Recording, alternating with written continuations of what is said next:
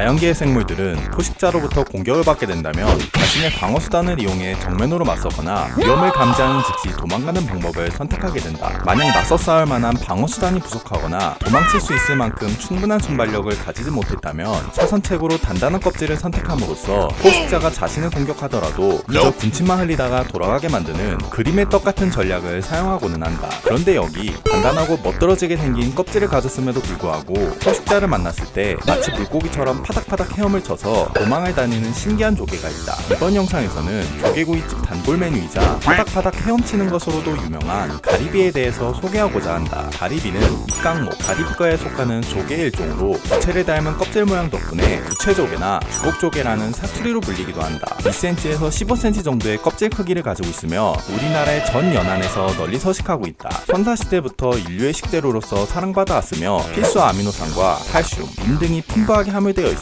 성장기 어린이들은 물론 각종 업무에 찌들어 기력이 세한 어른들에게까지 매우 좋은 영양식으로도 알려져 있다. 주로 구이나 탕으로 요리되고 신선한 것은 회로 먹기도 하는데 회로 먹을 수 있는 몇 안 되는 조개 중에 하나이며 식감이 부드럽고 맛이 달아서 따로 가리배만 찾는 사람들이 있을 정도로 인기 있는 횟감이라고 한다. 참고로 이런 짤방과 이런 광고로도 유명한 셰프 고든 램지가 가리비를 좋아하는 것으로도 유명하다. 영상 시작 부분에서 잠깐 언급했듯 가리비는 헤엄을 치는 조개로도 알려져 있다. 조개가 헤엄을 친다니 이 무슨 뚱딴지 같은 소리인가 긴가민가 하겠지만 실제로 가리비는 외부 자극이나 위협을 받게 될 경우 위아래 껍질을 빠르게 움직여 분출되는 물의 반작용을 이용해 짧은 거리를 헤엄을 쳐서 도망간다. 어떻게 이런 일이 가능한 것인지는 가리비의 구조를 보면 쉽게 이해할 수 있는데 조개의 껍질을 여닫는 부분을 해각근, 쉬운 말로 관자라고 하며 껍질을 여닫는 모든 조개들이 가지고 있는 가장 필수적인 부분 중에 하나이다. 가리비의 경우 다른 조개들에 비해서 빠르고 강한 힘을 낼 수 있도록 발달된 관자를 가지고 있어서 그 관자의 힘을 이용해 껍질을 빠르게 움직여 추진력을 낼 수 있게 된 것이다. 그런데 아이러니하게도 바닷속 천적들로부터 도망을 치기 위해 크고 아름다운 관자를 가지게 된 것이 가리비에게 있어서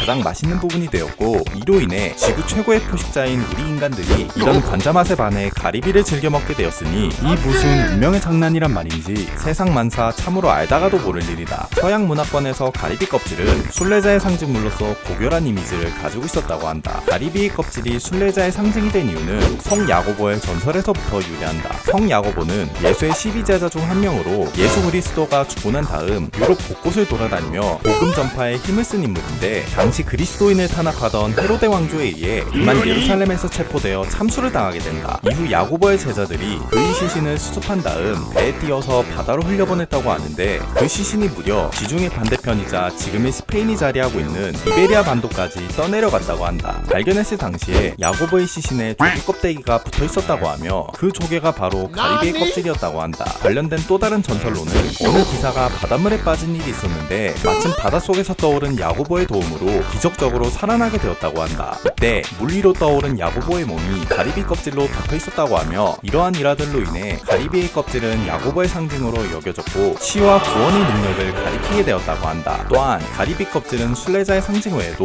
다산을 의미하는 뜻으로도 사용되었다고 한다. 그리스 로마 신화를 잘 모르는 사람이더라도 이 그림은 한 번쯤은 봤던 기억이 있을 텐데 이 그림은 르네상스 시절 화가였던 산드로 보티첼리가 그린 베누스의 탄생이라는 작품으로 바다에서 탄생한 사랑의 여신 아프로디테가 해안에 상륙하는 내용을 묘사한 그림이다. 이 그림에서 아프로디테가 타고 온 조개 껍질이 바로 가리비의 껍질인데 하고 많은 조개 껍질 중에서 하필 가리비가 그려진 이유는 가리비가 의미하는 뜻이 생명과 사랑을 키우는 자궁을 상징하고 여성의 생식력과 다산의 의미로 사용되었기 때문이다. 실제로 가리비는 한 번에 1억 개가 넘는 알을 낳아서 조개류 중에선 손꼽히는 번식력을 자랑한다고 한다. 또한 세계 곳곳에 400여 종가량이 서식하고 있을 정도로 적응력이 좋고 생명력이 뛰어난 편이라 다산과 생명을 상징하는 의미로 사용된 것이라고 한다. 여담으로 가리비를 먹을 때 느껴지는 부드러운 식감과 특유의 단맛 때문에 중국에서는 가리비를 두고 중국 4대 미인 중 한 명이었던 월나라 서시의 혀에 비유하여 서시의 이름에 혀설자를 합친 서시설이란 이름으로 불렀다고 한다. 서시는 춘추 전국시대 때 월나라의 미인이었는데 당시 월나라의 왕이었던 부천이 오나라의 왕 부차와 패권을 다투던 중 그만 전쟁에서 패배하게 되자 미인계를 쓰기 위해서 오나라 왕 부차에게 보내졌다. 이후 부차는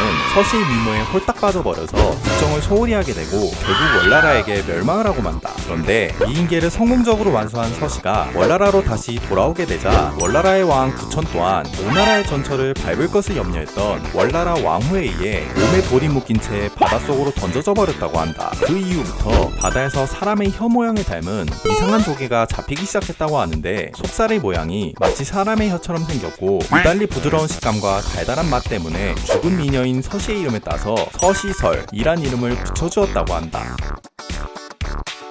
영상 시청해주셔서 감사합니다. 재미있게 보셨다면 구독과 좋아요 잊지 말아주시고요. 혹시 영상에서 소개하지 않았지만 여러분이 알고 계신 흥미로운 가리비 이야기나 궁금하신 영상 주제가 있으시다면 댓글로 남겨 공유해주세요. 이상 친절한 설명충 푸들이었습니다. 감사합니다.